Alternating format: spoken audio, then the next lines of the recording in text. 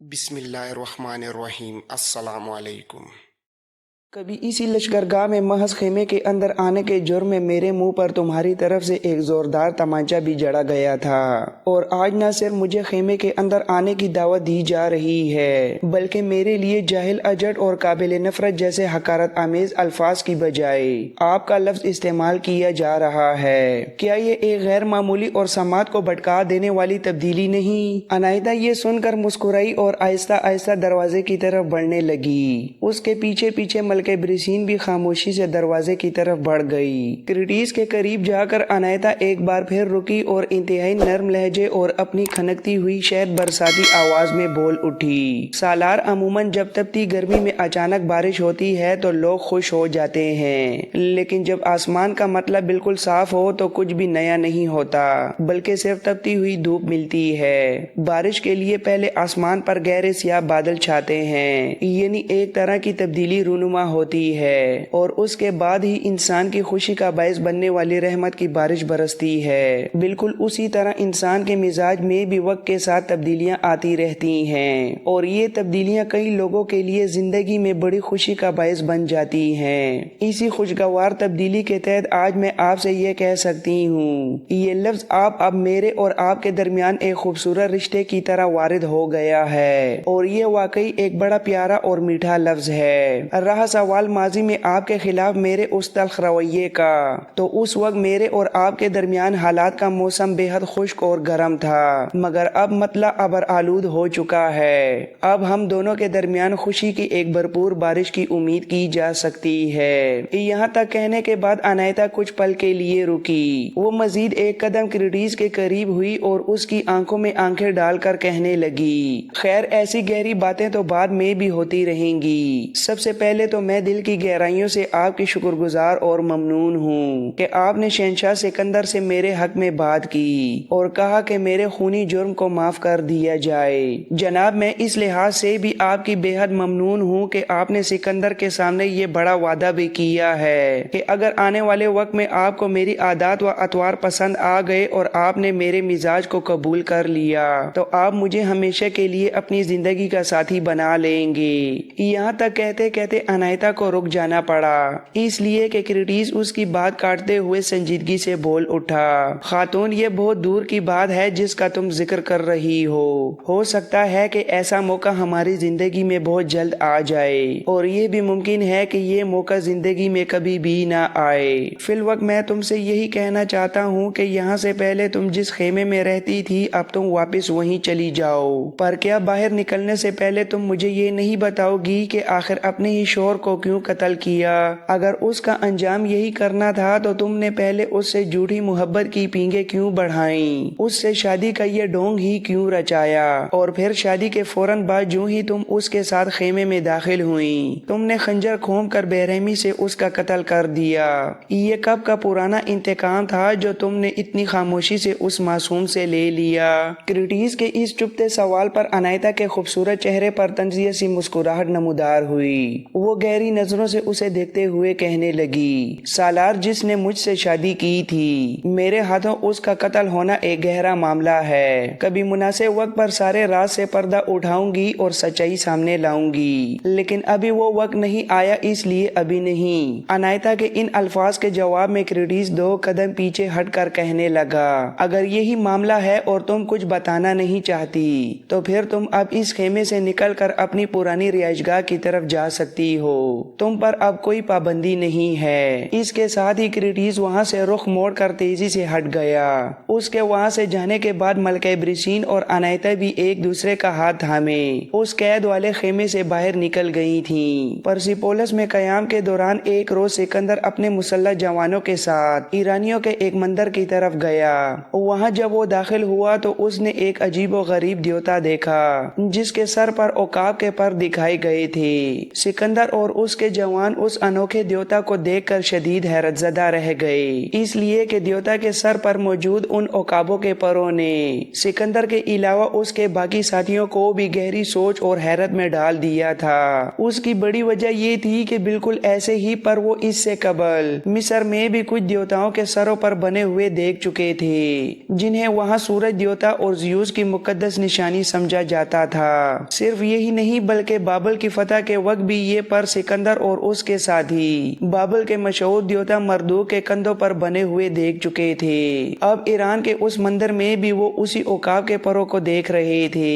Iran का ये ताकतवर देवता दरअसल आहुआ था, जो ईरानियों में अक्ल दानिश का सबसे बड़ा देवता माना जाता था और उसे सूरज की कुव्वत और ताकत में भी बराबर का शरीक माना जाता था। सिकंदर जब अपने पूरे जाओ जलाल के साथ वहाँ पहुँचा तो वहाँ मौजूद पुजारियों ने उसे एक नई बात बताते हुए कहा कि आम तौर पर ईरान में इस तरह के रिवायती मंदिर नहीं होते, अलबत्ता ऊंचे और खुले मकामात पर पत्थर के बड़े बड़े सुतून नस्ब किए जाते हैं, जिनके ऊपर हर वक्त मुकद्दस आग जलती रहती है। सिकंदर को उन पुजारियों ने ये भी बताया कि वो सब जरतश के मानने वाले और उसकी तालीमात के पैरोकार हैं। कुछ देर तक सिकंदर उस देवता की मूरत और आसपास बने हुए आतिशगदे के सतूनों को गहरी दिलचस्पी से देखता रहा।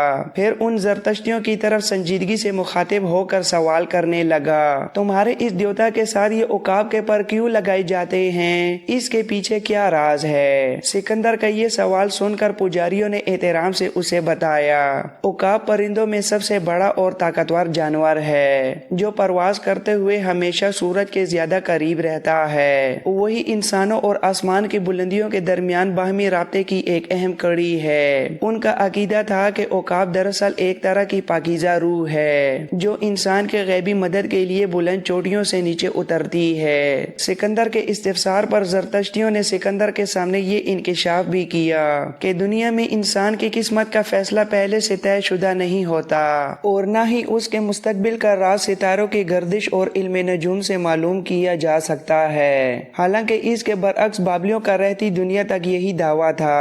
जरतश्ती कहते थे कि इंसानी रूह को हमेशा के लिए दुआम हासिल है और वो अंधेरे के तसल्लुत से निकल कर रोशनी की तरफ आने के लिए मुसलसल जदोजहद करती रहती है। जब इंसानी रूह किसी बुराई के कब्जे में आ जाती है तो अपनी तमाम रूहानी कुव्वत खो बैठती है, लेकिन जैसे ही दोबारा अच्छाई की तरफ पेशकदमी करती है तो उसकी खोई हुई तमाम ताकत पुराने जलाल के साथ लौट आती है। उन्होंने सिकंदर के सामने ये इंकिशाफ भी किया कि सामियों के सबसे बड़े देवता बाल के बरअक्स जरतश्तियों के उस अजीम देवता अहवा का आम इंसानी खून खराबे से कोई ताल्लुक नहीं, बल्कि वो तो कायनात में सिर्फ शर की कुव्वतों के खिलाफ एक अबदी जदोजहद में उलझा रहता है। उन्होंने ये भी इंकिशाफ किया कि इन्हीं आला औसाफ और अमन पसंद खुसूसियात की वजह से ईरानियों का ये देवता अहवा यूनानियों के सबसे बड़े और जाबिर देवता ज़्यूस से बिल्कुल मुख्तलिफ और मुनफरिद था। इस गुफ्तगू के दौरान जरतश्ती पुजारियों ने सिकंदर पर यह हैरत अंगेज अफसाना भी आया किया कि जरतश्तियों में कदीम जमाने से एक रिवायती कहानी चली आ रही है कि बहुत पहले आसमान की बुलंदियों से एक मुकद्दस देवी जमीन पर उतरी थी, जिसका नाम मतरा था। उन्होंने तफसीलन ये भी बताया कि वो देवी एक रात अचानक एक पुरस्रार गार के अंदर पैदा हुई थी और ये गार सोर और जोजा के दरमियान वाक़िया था। उन्होंने मजीद वजाहत करते हुए ये भी बताया कि ये उस जमाने की बात है जब रात के वक्त आसमान की वसतों पर बुर्ज संभला तलू हुआ था। इस तारीखी इंकिशाफ पर सिकंदर दिल से बड़ा मुतासिर हुआ और उनको मुखातिब करके गहरी दिलचस्पी से कहने लगा, जो हैरत अंगेज कैफियत तुमने अपनी मतरा देवी की पैदाइश की बताई है, बिल्कुल यही कैफियत हमारे यूनानी देवता ज़ियोनिसोस की भी थी। इसी पुरस्रार अंदाज से वो भी इस दुनिया में पैदा हुआ था। उसने जरतश्तियों पर ये इंकिशाफ भी किया कि गोया ईरान की ये मतरा देवी और यूनान का वो नामवर देवता ज़ियोनिसोस दोनों एक ही फिक्र के कवाम हैं। उन जरतश्तियों को सिकंदर ने अपने ख्यालात का इजहार करते हुए मजीद कहा, तुम्हारी इन बातों को सुनकर अब मुझे यकीन होने लगा है कि गोया ईरान के जरतश्तियों ने भी तारीख के किसी मोड़ पर इसी मुश्तरका चश्मे से इल्म और दानिशमंदी हासिल की थी, जिससे हमारे कदीम यूनानी बुजुर्गों ने इल्म हासिल किया था। सिकंदर के एक और अहम सवाल के जवाब में उन जरतश्ती पुजारियों ने उसे तारीख का एक और वर्क उलटते हुए बताया। ईरानियों की कदीम किताब जंद का अदबी असलूब का انداز یونانی طرز تحریر سے بہت مشابہت رکھتا ہے، اور شہنشاہان ایران کا یہ جو عظیم شاہی خاندان ہے یہ بھی اصل میں صدیوں پہلے باہر سے ہجرت کر کے ایرانی علاقوں میں آ کر آباد ہوا تھا۔ اس اہم انکشاف پر سکندر دل سے بے حد متاثر ہوا اور ان زرتشتیوں کو دوبارہ مخاطب کر کے دلچسپی سے کہنے لگا، اگر واقعی یہ بات سچ ہے تو پھر میں یہ سمجھتا ہوں کہ یونانیوں اور ایرانیوں کے مابین لازماً کوئی نہ کوئی گہرا اور قدیم رشتہ ضرور ہوگا، لیکن تم مجھے یہ تو بتاؤ کہ ان زرخیز سرزمینوں میں یہ ایرانی آخر بنیادی طور پر آئے کہاں سے تھے اور ان کا اصل وطن کون سا تھا؟ سکندر کا یہ سوال سن کر پجاریوں نے تاریخ کی پرتیں کھولتے ہوئے بتایا، اس موجودہ سرزمین پر آنے سے پہلے یہی ایرانی یہاں سے بہت دور سرد اور دور دراز کے برفانی علاقوں میں رہا کرتے تھے، اور وہاں ان کی پاکیزہ زندگی کی وجہ سے الوہی طاقتوں سے انہیں بہت زیادہ قرب حاصل تھا۔ جب اس برفانی وطن سے آگے نکلے تو وہ بڑے پیمانے پر اعلیٰ نسل کے گھوڑے پالتے تھے